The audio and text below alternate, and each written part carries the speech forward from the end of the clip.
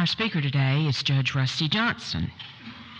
Judge Johnston, whose father and grandfather were both attorneys, is a native and lifelong resident of Mobile. He attended both public and private schools. He received his BA in history from the University of Alabama in 1981 and his JD from the University of Alabama School of Law in 1984. In addition to a lifelong study of law and politics, he is an avid amateur astronomer and is a member of the Association of Lunar and Planetary Observers and the Astronomical Society of the Pacific, which I found very interesting. He is also an active shooter and is dedicated to preserving the shooting and firearms heritage of the United States. He also teaches a firearms safety class in South Mobile County. Appointed by Governor Fob James in April of 1997, Judge Johnston became the first Republican to ever hold a circuit or district judgeship in Mobile County. He is married with 2 grown children, and he and his family are active members in their church and community. I give you Judge Johnston. Thank you.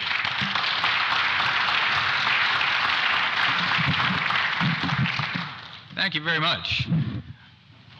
Like President Obama, I depend on my technical team here, so don't fail me. Before I get started, hearing the 100 years ago in history reminded me of the fact of, do you ever realize 100 years ago that you could buy any kind of narcotic, everything was absolutely legal. You could buy any kind of firearm, everything was absolutely legal, and there wasn't any federal income tax.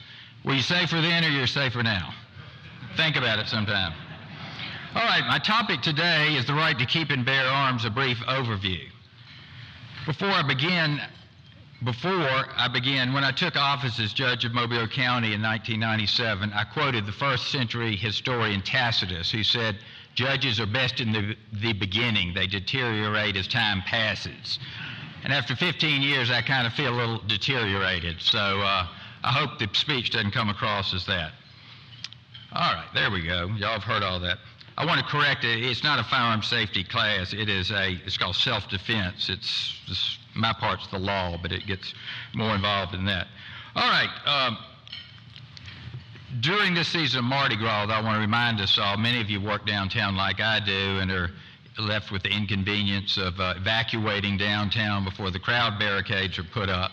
But I'm reminded of a statement that the late Senator Pierre Pelham said about 30 years ago. He said, "People in Mobile measure progress by the length of the Mardi Gras parades." So how many of you know people like that? Because I sure do.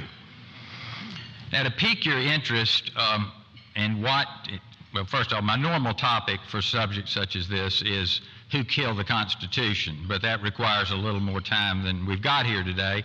But I'd refer you to a book by that same name. It's real interesting, and it'll really make you think. Now, to pique your interest in the upcoming legal discussion before the Supreme Court on the Affordable Health Care Act, or so-called Obamacare, the Commerce Clause is going to be used in order to justify whether or not the act is constitutional. As an example of how far we've strayed from the original intent of the Constitution, Presidents Jefferson, Madison, Monroe, Jackson, Tyler, Polk, Pierce, and Buchanan all vetoed acts that were merely to allow the federal government to build roads and canals. Each of the presidents considered that the federal government did not have that authority. Up until, in fact, President Jefferson twice asked for a constitutional amendment to be passed to allow the federal government to build roads and canals. So anyway, that'll be kind of an interesting issue to look for, but that didn't concern us today. It's the evolution of the Second Amendment. All right, let's see. Now, our Supreme Court will be, of course, deciding on that issue in the Commerce Clause, and I think they've got it set for oral arguments set for release this summer, right before the election, so that'll be pretty interesting. All right, for those of you who have always thought that you had a right to keep and bear arms, and that was guaranteed by the United States Constitution, I want to take you through a little bit of that. No one will be able to be armed. We will take all weapons. It was a human drama with emotions and tensions running high. Patty Connie is still trying to recover physically and emotionally. They really did a number on me. From the day police forced her from her home. It was traumatic. All of a sudden, they were banging on the front door, the side door, and the back door. They said, "Let us in." Patty tried to explain. She was on dry land, she had plenty of food and water, and didn't want to abandon her dogs. But it didn't matter. If you see 6 or 8 police that look like linebackers pushing you in a corner, you're in shock. I'm saying, look at all my food. I got plenty of food. They kept pushing me back, and ended up like this. Then, Patty showed them a small revolver she was carefully holding in the palm of her hand. A camera crew was there to capture what unfolded next. I said, "It's not even loaded." And I dropped it on the floor. You got a gun? Well, they punched me in the face. Look at my black and blue marks. Look at what they did to me. They dragged me out of here. I really thought they were going to kill me. I really did.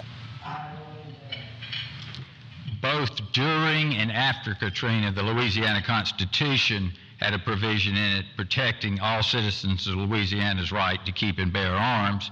Further, it had no provision for martial law, and further, there was no provision either in the Constitution or the Code of Louisiana for forced evacuations of citizens from private property.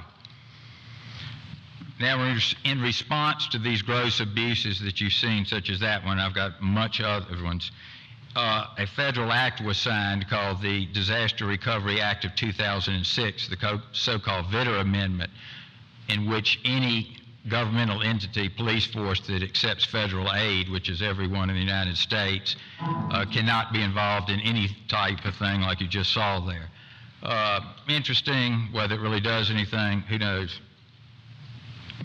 All right, as most of you know, and I would actually refer you to a book, it's pretty interesting, called The Great New Orleans Gun Grab, written in 2007.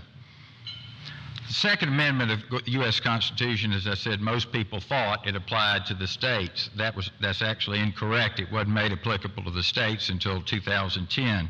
And as we all know, it says a well-regulated militia, being necessary to the security of a free state, the right of the people to keep and bear arms shall not be infringed.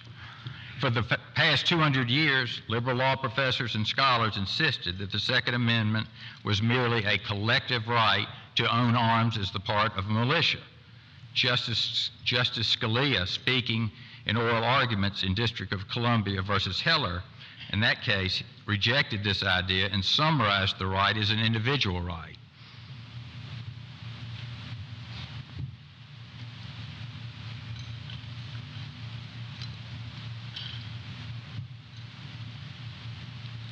As I said, the technicalities get in their way sometimes. I don't see how there's any contradiction between reading the second clause as a personal guarantee and reading the first one as assuring the existence of a militia, not necessarily a state-managed militia, because the militia that resisted the British was not state-managed. But why isn't it perfectly plausible, indeed reasonable, to assume that since the framers knew that the way militias were destroyed by tyrants in the past was not by passing a law against militias, but by taking away the people's weapons?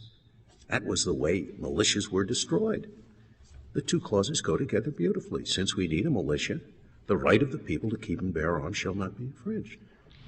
As an example of the power of an untrained militia, less than 200 Americans defeated the British at the Battle of Fort Ticonderoga. Of course, that was during the Revolutionary War. Now, for years, many of us thought that this amendment guaranteed an individual United States citizens the right, under the United States Constitution, to own and bear firearms in defense of self and family against anyone that might harm them, including the government. However, the Bill of Rights, the Second Amendment, was only established by the United States Supreme Court as a result of carefully crafted set of lawsuits that came up in both 2008 and 2010. They were funded by the libertarian think tank, the Cato Institute, and the Second Amendment Foundation. Those cases were, in fact, opposed and almost sabotaged by the National Rifle Association, of which I'm a lifetime member.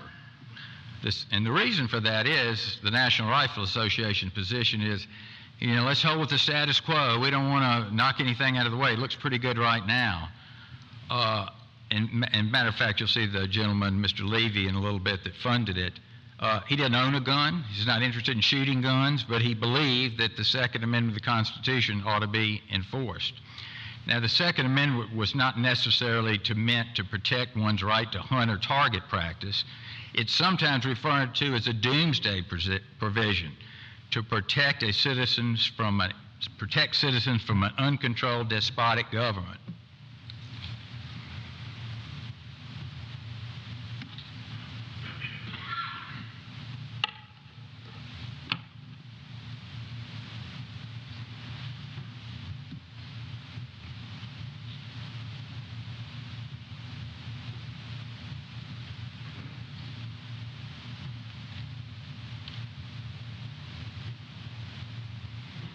I might mention that the Alabama Constitution of 1901, of which I have read excluding the local amendments, you can do a lot when you're in a boring trial and get away with it.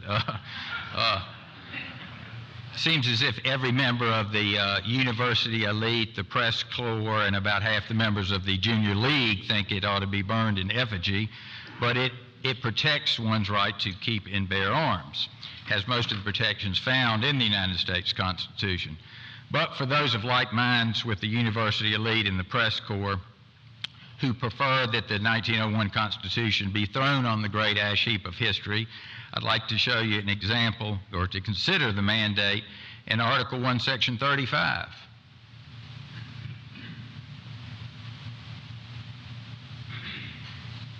And that kind of takes you back to basics, doesn't it? All right, regarding the right to keep and bear arms in the Alabama Constitution, Article 1, Section 26 states that every citizen has the right to bear arms in defense of himself and the state. Therefore, Alabama citizens always were assured the right to keep and bear arms, but the federal government did not have to recognize this right. We tend as Americans to think that we invented everything. That's why we're Americans, why we have this bold spirit. Our right to keep and bear arms is easily traced to 17th century England, to their Bill of Rights, and can actually be traced to Roman law, but it's a lot less certain. The English Bill of Rights of 1689 stated, and for those, typically we'll have about a 60-40 Protestant Catholic mix in an audience. Right before the English Bill of Rights, it was illegal for Protestants to bear arms in England. So you see the language there. Let's click to the next. There we go. Yeah, there we go. Back up. Let's let you read the language of that. 1689, that the subjects which are Protestants may have arms for their defense suitable for their condition and allowed by law.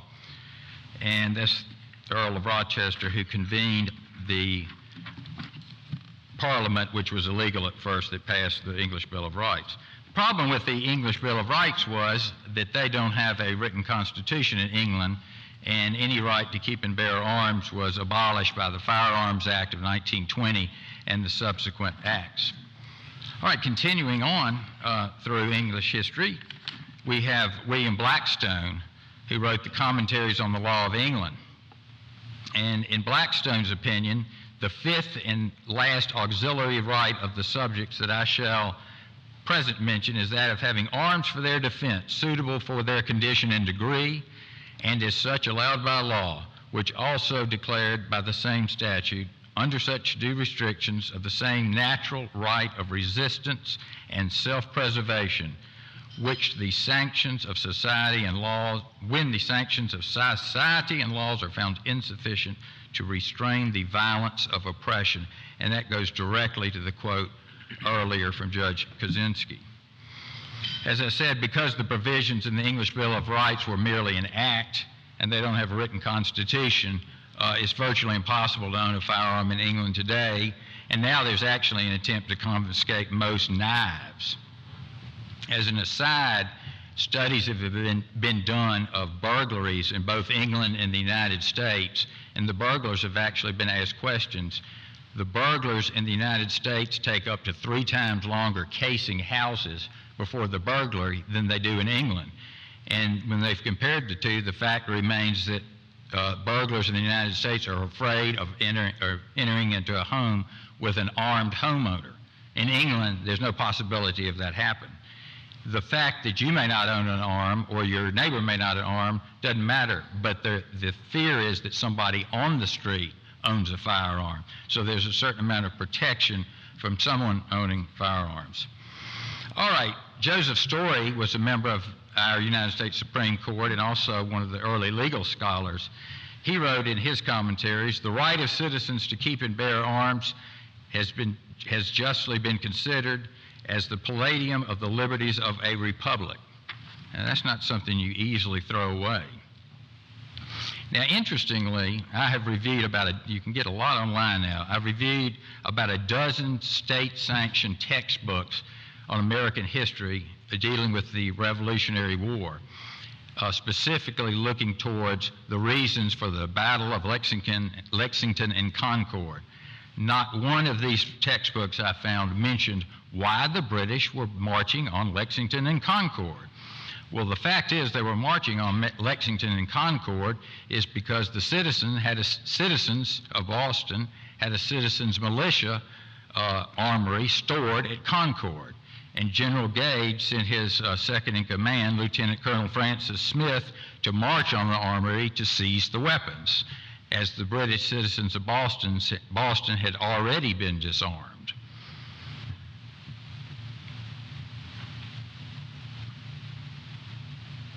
In addition to the battle there at Concord, as I said, every citizen of Boston was disarmed, and they were allowed free passage out of the city if they gave up their arms. This is all in direct violation of British law, which they were under.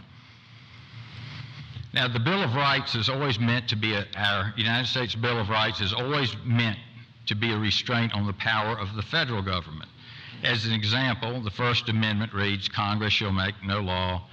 At the time of the ratification of the Constitution, almost half of the original 13 states had official state religions. Those gradually went away over the next 25 to 50 years, but it was never meant at first to apply to the states. Gradually, and generally after the enactment of the 14th Amendment, various parts of the Bill of Rights were made applicable to the states. The Second Amendment was one of the last parts of the Bill of Rights, and I won't give away my little factoid I gave a couple of lawyers earlier. I'll just keep that in my pocket. The Second Amendment cases have been recently heard by the United States Supreme Court. And it had been since the case in 1939, United States versus Miller, which dealt with basically a thug who used a sawed-off shotgun, and the U.S. Supreme Court, that was the landmark case dealing with firearms. And all of the federal law dealing with firearms basically emanated from that case. So the decision was made by the groups that I mentioned earlier. We need a decent case with decent plaintiffs, not some crackhead, as the attorney for the plaintiff said, to go before, get a case before the United States Supreme Court to challenge these restrictive gun bans. The decision was made to recruit some plaintiffs in the District of Columbia who were good, honest citizens, because the District of Columbia made it almost impossible. It made it impossible to own any type of firearm, whether it was in your home or locked in a safe. Dick Heller, who was a retired federal law enforcement officer, could not even own a firearm. If you were a retired District of Columbia police officer, you could. Anyway, the citizens were recruited, the lawsuit was filed, and it became eventually in various forms District of Columbia versus Heller or Heller versus District of Columbia. And that was set out to challenge the District of Columbia's strict handgun laws forbidding anyone from owning any type of firearm. Dick Heller and the other plaintiffs asserted that under the District of Columbia code sections, they were denied the right to own a functional firearm to keep in their home, and that the District of Columbia's code required that all firearms be registered, and the registration was limited to law enforcement and retired law enforcement members from the District of Columbia. These citizens were not asserting they were members of any organized state militia, and they were challenging the district's absolute ban on private ownership of functional firearms alone. Heller and the other litigants are not, as I said, not members of any organized militia, but merely asserted their rights as individuals to keep and bear arms. The United States Supreme Court heard arguments in that case and issued their ruling in 2008 in Heller versus District of Columbia. Robert Levy on the right is the man that funded the litigation, and Alan Gura pushed it forward, which, by the way, at 38 years old, did a darn good job. The NRA tried to sabotage him and his employment every way possible, but anyway, it prevailed.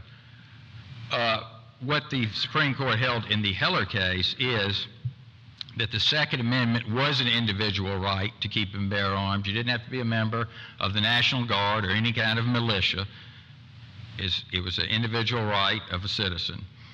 And that in Scalia, who wrote, there were different factions within there, the term people was protected by the First Amendment. It was the people's right to keep and bear arms.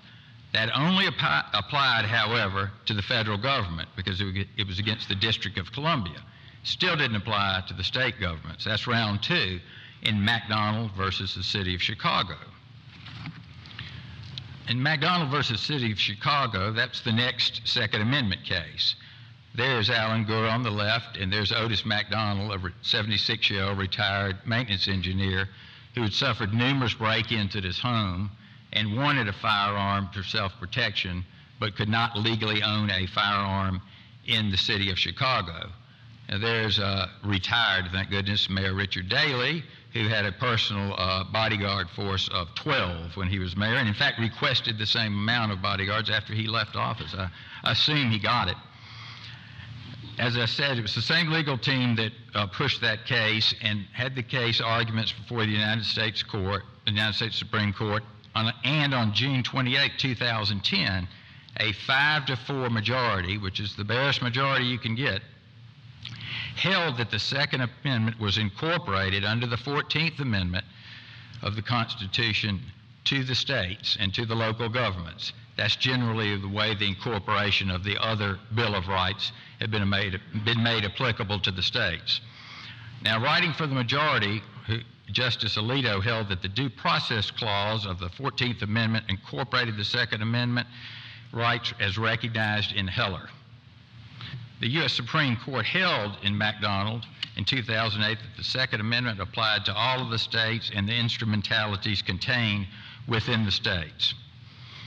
Now, what does the future hold? Frankly, there are a number of cities, especially around Chicago, that have just flat out refused to recognize the Supreme Court's decision in McDonald, and there are lawsuits proceeding on that. There are also another number of interesting lawsuits. For instance, if any of you have ever bought a firearm, you have to fill out a form with the Bureau of Alcohol, Tobacco, and Firearms, and it asks you what county you're a citizen of. Well, let's say you are an expatriate and you've come back from France and you want to buy a firearm because you want to go hunting. It's nowhere allowed by law of the Constitution. There's a lawsuit proceeding on that. So it's interesting these kind of issues are in play, and it's something you should watch for in the future.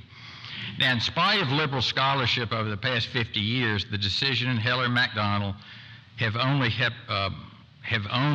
upheld the U.S. constitutional right to keep and bear arms.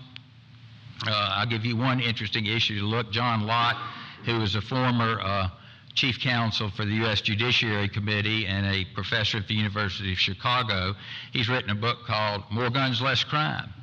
And his position is, and I'm not so sure he's wrong, that the more guns there are in society by law-abiding citizens, the less crime there are. When is the last time that you saw a mass shooting at a gun show or shooting range? They're always at places where the citizens, the law-abiding people, are unarmed. And so it's really something to think about.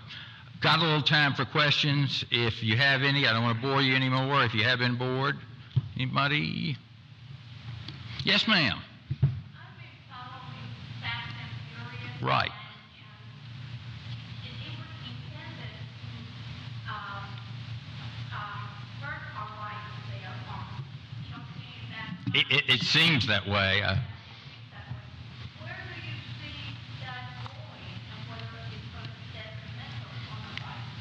Well, the worst, the silliness of it is the arms that the drug gangs have in Mexico are not being bought they're not being bought in the United States. That you can statistically prove that. They get full automatic machine guns, they get rocket propelled grenades, those aren't being bought in Texas. This, and I can reference you to some sources on that, the Fast and Furious, I can't imagine what got into their heads doing that. And I don't know enough about whether some of the people that testified ought to be charged with perjury or not, but the whole idea was just insane because it was an attempt to try to prove that purchases of firearms in the United States were being used to fund the Mexican drug wars. And it's just not true because I don't know anywhere that you can buy rocket-propelled grenades in the United States legally. Yes, sir, back there.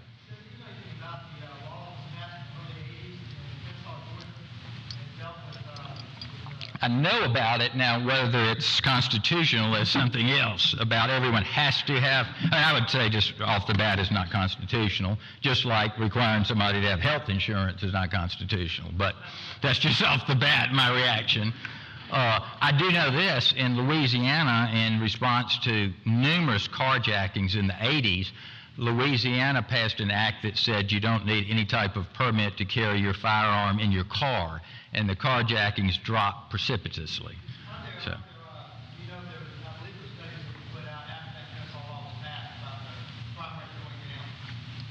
May very well have, yeah. And it's just that fear.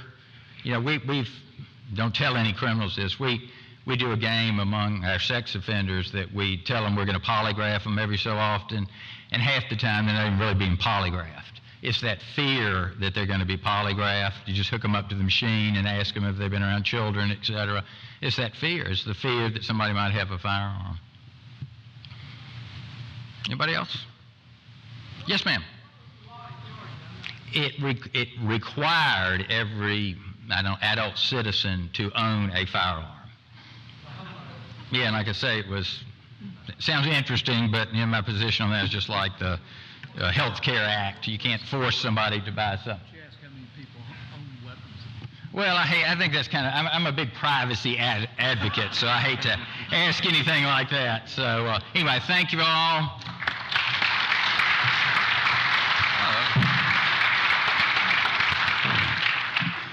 Judge, the Rotary Club of Mobile wishes to thank Judge Johnston for speaking to the club. In your honor, a gift has been made to purchase a wheelchair for a deserving person, providing hope, mobility, and freedom in Peru. Thank you so much. Thank That's you. very good. Thank you. Very touching. Thank you.